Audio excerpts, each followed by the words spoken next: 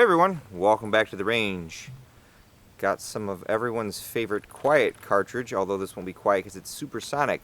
300 AAC Blackout from our friends Barnaul, or Barnaul, however you want to say it. Someone will surely correct me in the comments below. This is the 145 grain supersonic offering from them. We'll throw it on the table and see what we have in store today. It's about 85 to 90 degrees outside today. We have three uppers for this test. A 7.5 inch, 10.5 inch, and 16 inch. We'll have to get our own dedicated 16 inch at some point, but that will give us a good spread of velocity with this supersonic load over the three common barrel lengths that I see in 300 Blackout. This ammunition came from MKS Supply. They are the official importer of Barnaul or Barnaul. We have our Pro Chrono Digital as always at about 10 to 12 feet. Give me a minute and we'll get repositioned for this test. Up first, we'll grab our 7.5 inch upper. This is a Palmetto State Armory upper. I do believe this is 1 in 7 twist.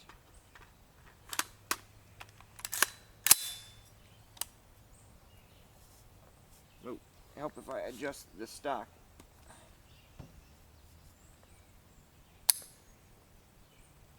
Well, that's not a good first shot. Oh, help if I...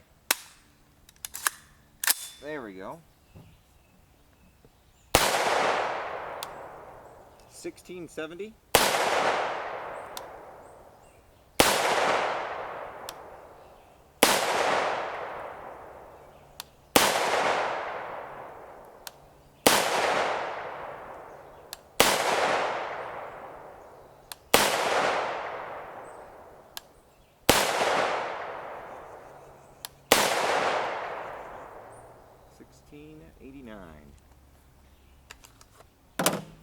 Leave a comment below whether you guys really care or not if I read the velocities off because they're already on the screen. I usually just do that so I know when to fire the next round. Now our 10.5 inch upper, another Palmetto State Armory build.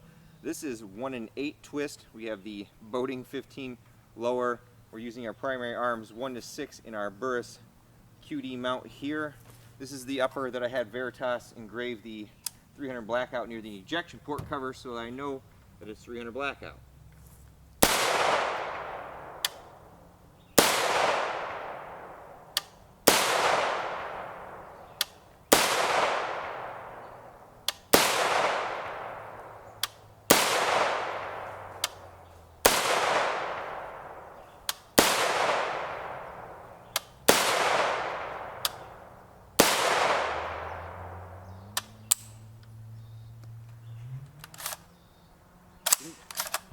Didn't get locked back on that last one.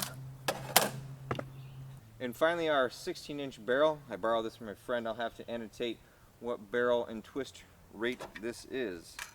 A Holo Sun red dot up top.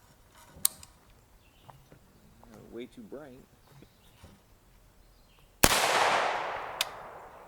1915.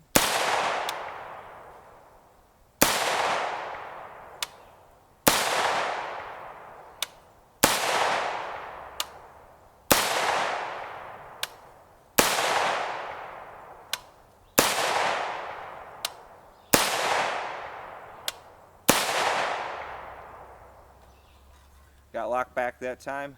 Now let's go check out the accuracy of this steel case load. Here is our Barnaul 145 grain 300 Blackout, 0.42 inches at 25 yards. We are definitely going to go back further. I'm just sighting in this primary arms 18 power scope that we got. It's a first focal plane, so we're just getting dialed in. We'll see at what distance we start to lose this good accuracy on this load. Minimal to no wind outside today. Very warm though, about 90 degrees. Here we are at 50 yards, 0.92 inches. I forgot to mention in the first video, this is with our 10.5 inch upper. Minimal to no wind, about 90 degrees outside today, using an 18 power first focal plane scope from Primary Arms. Not bad. Now we'll see how that group opens up at 100 yards. Our typical bi-metal jacket construction bullet. Little accuracy is lacking. This is 100 yards with the 10.5 inch. I think we'll do the 16 inch next. 2.64 inches. I had two right on top of each other, and then 3 of them went bye-bye. The wind did pick up a little bit, so I'll probably try maybe 2 more groups with the 10.5 inch and then switch to the 16 inch. We're using an 18 power first focal plane scope from Primary Arms. Not much better with the 16 inch, same scope setup, 2.48 inches right here. I'm officially out of ammunition. I only had 100 rounds of this to test. So your mileage may vary, but this is typically what happens with me in bimetal bullets is I step out to about 100 yards and the accuracy wanes a little bit, but still perfectly acceptable for a plinking load.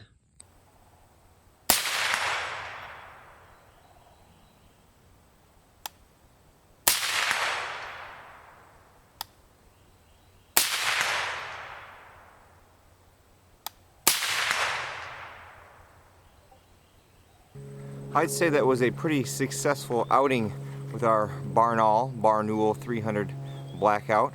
I wonder when they're going to make a subsonic load, since that seems pretty in line with the typical offerings that you see in 300 Blackout. You see quite a few supersonic offerings as well as subsonic, and that's kind of where this cartridge was designed around.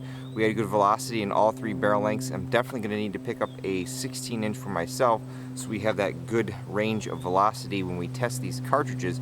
Accuracy wise, really good at 25 and 50 yards, and then 100 yards, I don't know if it was the wind that picked up a little bit or just my typical luck with bimetal jacket bullets. I get out to 100 yards, and usually no matter what I'm shooting, it's at least a 2-inch group no matter what I do.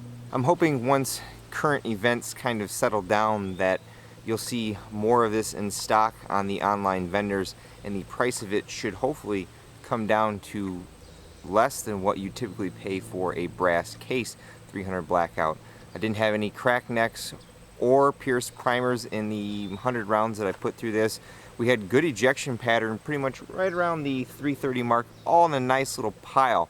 Always good thing about ARs, your AKs, you're pretty much a brass fan, but with the ARs, you know, you can throw a different buffer in there. But right around 330, I did have one failure to lock back when we first were using the 10.5 inch, but that was honestly the first 10 rounds that I probably put through that upper.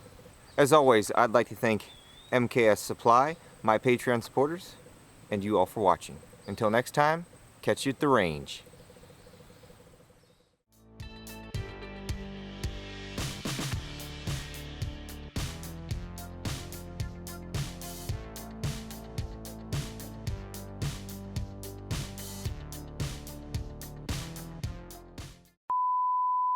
I'm hoping once all the pandemic and other current events calm down a little bit, some of this will become